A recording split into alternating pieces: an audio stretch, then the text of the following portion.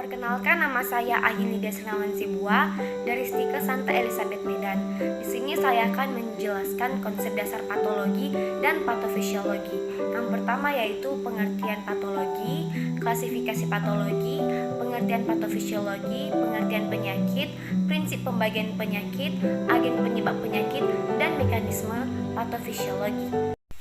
Oke guys, selamat menyaksikan dan jangan lupa like, comment, share, and subscribe.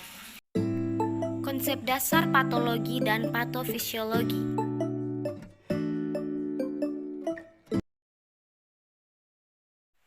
Sekarang kita akan membahas pengertian patologi. Patologi adalah ilmu yang mempelajari tentang penyakit yang disebabkan oleh karena adanya perubahan struktur dan fungsi sel dan juga jaringan tubuh pada manusia. Istilah patologi berasal dari Yunani, yaitu pathos yang artinya gairah, emosi, atau menderita, sedangkan olgi artinya ilmu.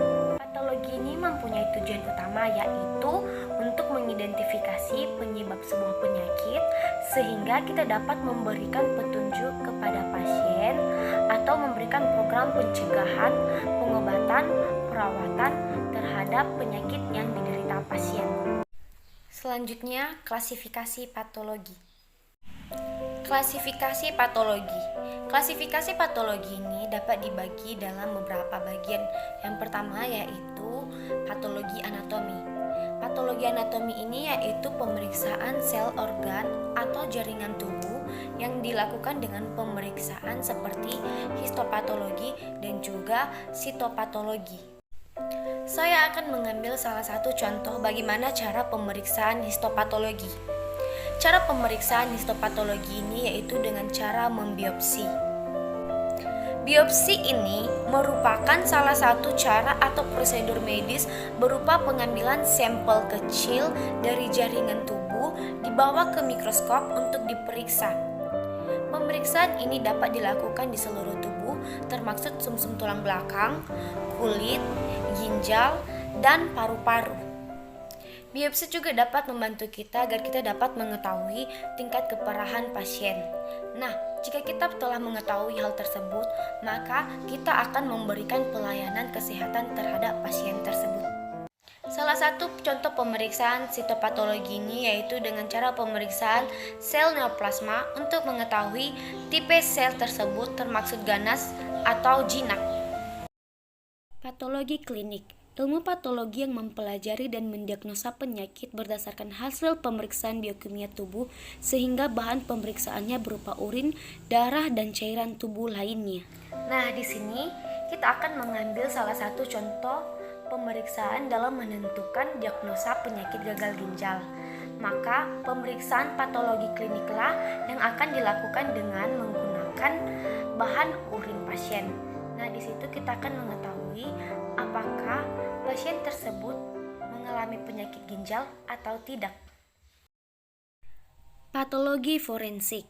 Ilmu patologi yang mempelajari dan menentukan sebab kematian pada kondisi tertentu. Patologi forensik. Salah satu contohnya yaitu saya akan mengambil sebuah kasus yang menentukan penyebab kematian korban yang diduga bunuh diri.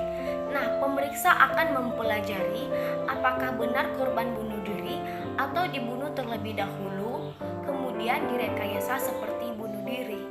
Itulah yang disebut dengan patologi forensik. Patologi molekuler. Pengembangan ilmu patologi yang mempelajari dan mendiagnosa penyakit berdasarkan hasil pemeriksaan struktur kimiawi molekul. Sebagai contoh dalam mendiagnosa penyakit sickle cell yaitu penyakit di mana kondisi molekul hemoglobin dalam keadaan abnormal. Sekarang kita akan membahas tentang pengertian patofisiologi. Patofisiologi. Patofisiologi, konvergensi patologi dengan fisiologi, adalah studi tentang proses fisiologi yang tidak teratur yang menyebabkan akibat atau terkait dengan penyakit atau cedera. Patofisiologi ini terkonvergensi dari patologi dan fisiologi. Nah, jadi patologi ini menggambarkan kondisi abnormal atau kondisi yang tidak diinginkan oleh seseorang. Sedangkan patofisiologi ini berusaha untuk menjelaskan perubahan fungsional yang terjadi dalam diri seseorang karena suatu penyakit atau keadaan patologis. Selanjutnya, pengertian penyakit. Penyakit adalah kondisi abnormal tertentu yang secara negatif memengaruhi struktur atau seluruh tubuh makhluk hidup dan bukan diakibatkan oleh cedera eksternal apapun. Nah, suatu penyakit dapat disebabkan oleh faktor eksternal seperti patogen dan disfungsi internal. Sistem imun dapat menghasilkan berbagai penyakit yang berbeda, diantaranya berbagai bentuk disfungsi imun, hipersensitivitas, alergi, dan penyakit autoimun. Selanjutnya adalah agen penyakit.